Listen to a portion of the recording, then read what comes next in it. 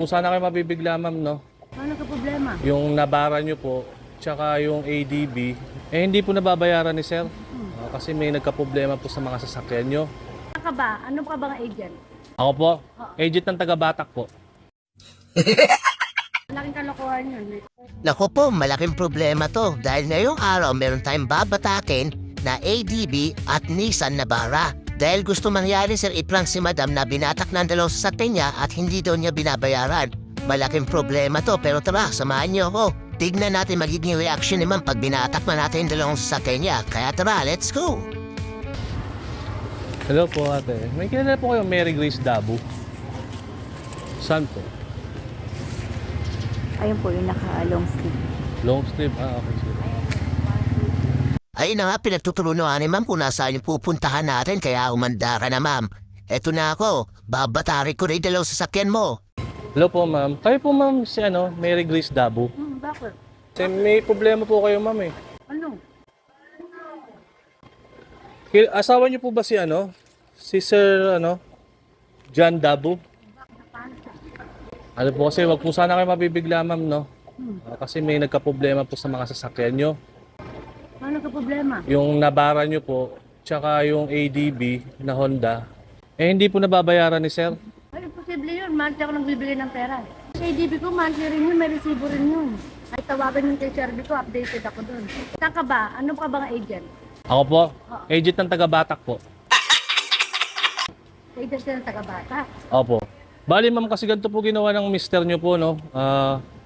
Ang ginawa niya po kasi is parang recopy lang yung yung mga resibo.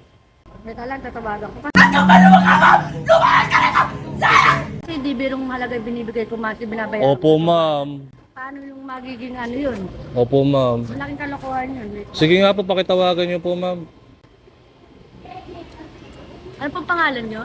Ako po si Eman po. Eman ka. Opo. Eman, company ng... Ano company? Taga-Batak. Batak Private po. Hello. May lalaki dito.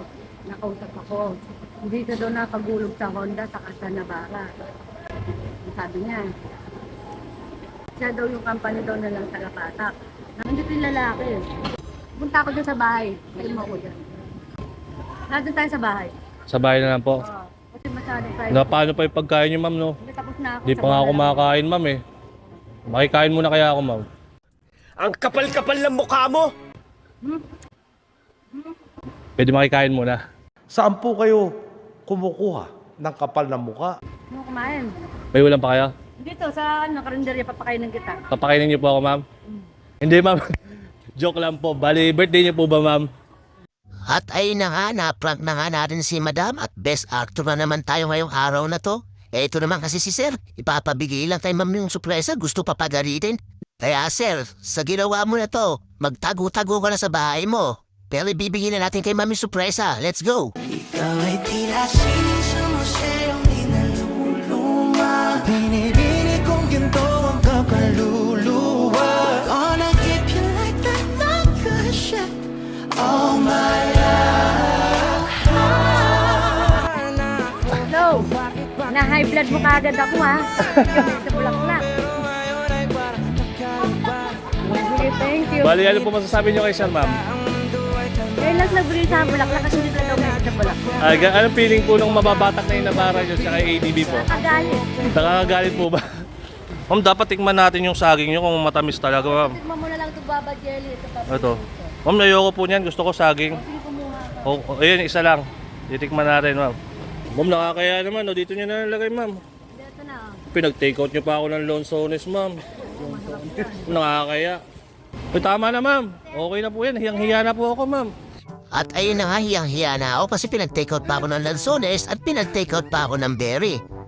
Kaya sabi ko dyan kay ma'am, bukas na ako mahihiya kasi birthday naman ni ma'am. Kaya kukunin ko na yung bibigay niya ngayong araw na to. Kaya ma'am, maraming salamat po. And happy birthday po ma'am. And God bless. Ma'am, salamat sa pabalot ha. Happy birthday po. Pitning yawa ka!